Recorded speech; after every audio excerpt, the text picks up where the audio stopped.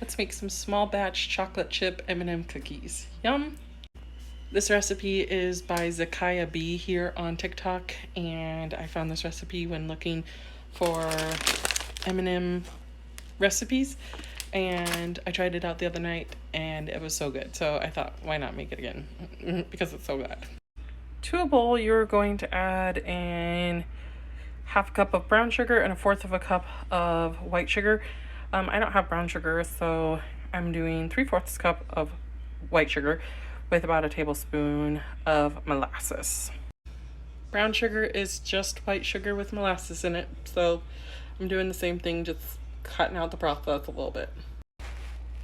To the bowl, you're going to add in half a cup of melted butter that has been cooled down, and then mix all that together. It should go from this to this, like a peanut butter or a caramel color.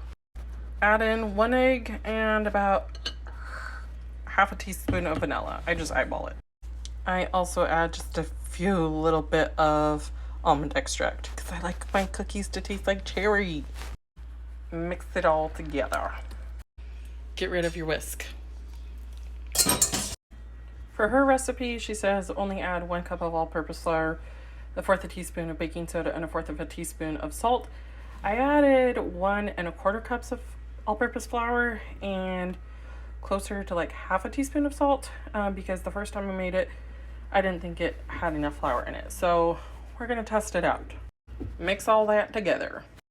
When it's not mixed all the way, go ahead and add in about 2/3 cup of chocolate chip and about 2/3 cup of these little mini M&Ms because I didn't have any of the big M&Ms, so we're just going with mini. Mix it together. Another thing I did last time was I added a little bit of toasted sesame seed oil. I really like the flavor in chocolate chip cookies, and this time I'm not adding it to see which one I like better, but I loved it last time, so I just want to see how it goes without it. There is the cookie dough mixture. I'm just going to roll it in balls and throw it on a plate so I can throw it in the fridge.